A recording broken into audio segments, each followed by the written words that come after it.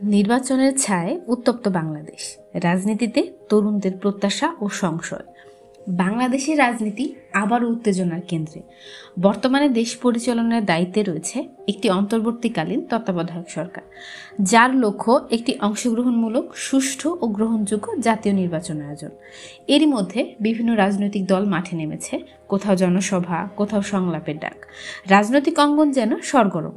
নির্বাচনের সম্ভাব্য সময়সীমা সামনে রেখে একদিকে চলছে জোট গঠন ও কৌশল নির্ধারণ, অন্যদিকে সাধারণ জনগণের মনোযোগ এখন কেন্দ্রীভূত একটা বিষয়: দেশের ভবিষ্যৎ নেতৃত্ব কে হবেন।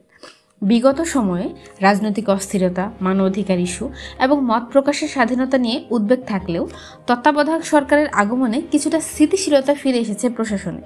এই সরকার বলছে তাদের একমাত্র দায়িত্ব একটি অবাধ ও নিরপেক্ষ নির্বাচন নিশ্চিত করা। একদিকে নির্বাচন কমিশন জানিয়েছে দেশের প্রতিটি ভোটার যাতে নিরাপদে এবং স্বতঃস্ফূর্তভাবে ভোট দিতে পারেন সেজন্য সব ধরনের প্রস্তুতি নেওয়া হচ্ছে। ভোটার তালিকা হালনাগাদ করা হয়েছে, নতুন ভোটারদের অন্তর্ভুক্তি নিশ্চিত করা হচ্ছে এবং নির্বাচন পর্যবেক্ষণে আন্তর্জাতিক সংস্থাগুলোকেও আমন্ত্রণ জানানো হয়েছে। এই নির্বাচন সবচেয়ে গুরুত্বপূর্ণ ভূমিকা রাখতে যাচ্ছে দেশের তরুণ জনগোষ্ঠী। 18 থেকে 35 বছর বয়সী ভোটাররা এবার সংখ্যায় অনেক বড় এবং অনেক বেশি সচেতন। সামাজিক যোগাযোগ মাধ্যমে তারা সরব, তাদের রয়েছে বিশ্লেষণধর্মী দৃষ্টিভঙ্গি এবং স্বচ্ছ নেতৃত্বের প্রতি আকাঙ্ক্ষা। তবে তরুণদের মধ্যে এক ধরনের সংশয় রয়েছে। তারা জানতে চায় শুধু নির্বাচন নয়, পরবর্তী সরকার কি প্রকৃতপক্ষে স্বচ্ছতা, জবাবদিহিতা এবং মৌলিক অধিকারের বিষয়ে অঙ্গীকারবদ্ধ থাকবে। রাজনৈতিক দলগুলো নানা প্রতিশ্রুতি দিচ্ছে। কেউ বলছে কর্মসংস্থান বাড়াবে, কেউ বলছে শিক্ষা ও স্বাস্থ্য খাতে পরিবর্তন আনবে, আবার কেউ বলছে দুর্নীতিমুক্ত প্রশাসন গড়বে। কিন্তু জনগণের বড় প্রশ্ন, এই প্রতিশ্রুতি কি বাস্তবায়ন হবে নাকি আবারও শুধু নির্বাচনী স্লোগান হয়ে থাকবে।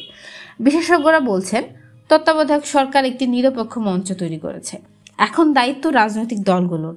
তারা কতটা দায়িত্বশীল ও সহনশীল আচরণ করে সেটাই ঠিক করে দেবে এদেশের গণতন্ত্র কতটা শক্তিশালী হবে। বাংলাদেশ আজ একটি রাজনৈতিক সন্ধিক্ষণে। সামনের সম্ভাবনা যেমন বড়, তেমনি চ্যালেঞ্জও কম নয়।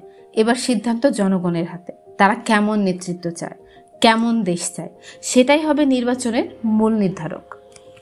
গণতন্ত্র মানে কেবল নির্বাচন নয়, এটি মানে নাগরিক অধিকার, জবাবদিহিতা এবং দায়িত্বশীল নেতৃত্ব। এই বার্তা ছড়িয়ে পড়ুক বাংলার প্রতিটি প্রান্তে। আতিয়া ইবনা ত্রিফা, ঢাকা চ্যাট।